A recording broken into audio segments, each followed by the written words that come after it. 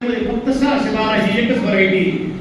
मग जर ह्या वर्षी हवामानाचा अंदाज येताना असा आलाय, काय आलाय हवामानाचा अंदाज? पावसाची पडणार आहे.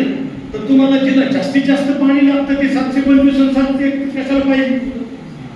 हे आपल्याला लोकांना सांगावं लागेल बोलतात. नंबर 1, राहुरी कृषी विद्यापीठात जर तुम्ही बघितलं, KDS-CP सिरीज त्यांनी चालू केलेली आहे. कसबे टिग्रस सोयाबीन माहित नसलं तर लक्षात ठेवा. KDS म्हणजे कसबे टिग्रसचं त्यांचं संशोधन केंद्र आहे सांगली जिल्ह्यात, तर त्याच्या नावावरती आहे ते. KDS 726 फुले संगम, 753 फुले किमया आणि आता 792 फुले दुर्वा. यावर्षी याच्यातली कोणती व्हरायटी तुम्ही सांगाल बरं लोकांना घ्यायची असेल तर? KDSच्या सिरीज मधली कोणती व्हरायटी सांगाल?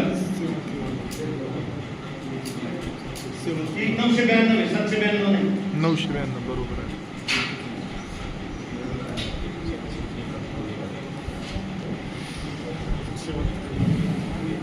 हे 992 सॉरी 792 KDS 992. त्याच्यात एखादा तरी व्हरायटल कॅरेक्टर तुम्हाला माहिती आहे का सोयाबीन मधलं? कोणती व्हरायटी सांगावं लागेल यावर्षी? 992 ही व्हरायटी 15 दिवस लेट आहे. 726 फुले संगम, मग ही सांगून जमल का यावर्षी? नाही. 992 ही व्हरायटी किंवा 753 ह्या व्हरायटी ज्या आहेत दोन्ही या सारख्या व्हरायटी आहेत, 100 दिवसाच्या आत येणार आहेत. आणि म्हणून KDS सिरीज मध्ये या दोन व्हरायटी यावर्षी आपल्याला सांगाव्या लागतील. यावर्षीचा महत्त्वाचा एक रिपोर्ट मी तुम्हाला सांगतो. JS 2016 नावाची नवीन व्हरायटी आलेली. महाबीजनं त्याच्या सोयाबीनचं जे उत्पादन आहे ते घेतलं होतं आणि बीड जिल्ह्यामध्ये साधारणतः 18 क्विंटल एवढं ॲव्हरेज मागच्या वर्षीच्या पडत्या पाऊसमानामध्ये सुद्धा या व्हरायटीने दिले. हे JS म्हणजे जवाहर सोयाबीन.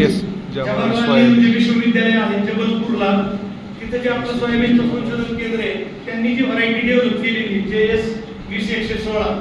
बीडमध्ये याचं बियाणं ऑलरेडी मी मागच्या वर्षी 50 शेतकऱ्यांना दिलेले त्यांच्याकडे आहे. आणि विशेष म्हणजे 95 दिवसाची व्हरायटी निघते JS 2016. पानांच्या कलरवरून आणि आकारावरून तुम्ही लगेच ओळखू शकता की ही आपली व्हरायटी नाही. दिसतानाच ती वेगळं दिसतं. त्रिकोणी आकाराचे पान आहेत, त्याला एकदम लांब सुईच्या टोकासारखे. अतिशय सुंदर व्हरायटी JS 2016. हा बदल या वर्षीच्या हंगामामध्ये आपल्याला शेतकऱ्यांना सांगायचा आहे. 3 गोष्टी तुम्हाला नवीन सांगतो सोयाबीनच्या वाहनामधल्या, शक्य असेल तर लिहून घ्या. NRC इंदोरला जे नवीन केंद्र आहे, आता गेलो होतो मी काही दिवसांपूर्वी इंदोरला. NRC 136 नावाची एक नवीन जात ही काकडे साहेब हे लिहून घ्या तुम्ही तुमच्याकडे. आपल्याला वेगवेगळे जे आपले FPOs आहेत त्याच्या माध्यमातून जर याचं बियाणं बीडमध्ये आणता आलं तर ह्या वर्षी प्रयत्न करायचा. आम्ही ऑलरेडी सध्या डिस्कशन मध्ये आहोत. भारतातली पहिली ड्रॉट टॉलरंट व्हरायटी म्हणून ह्या व्हरायटीचं नॉमिनेशन आलंय. First drought tolerant variety.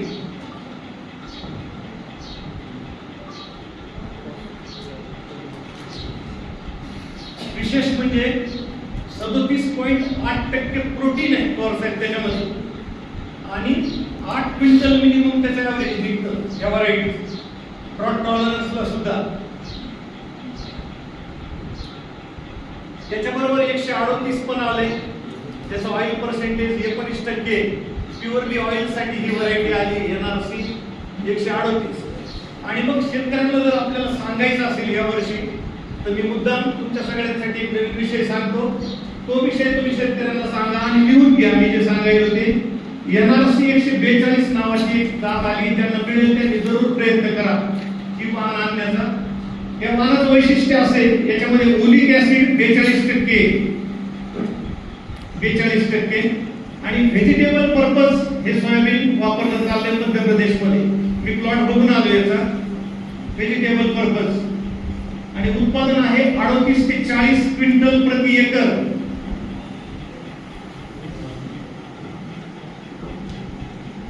ते 75 दिवसांमध्ये ही व्हरायटी निघते NRC 142. यावर्षी बियाणं मिळण्याची शक्यता आहे. तर बियाणं मिळालं तर तुम्हाला प्लॉट पण बघायला मिळतील. त्याचे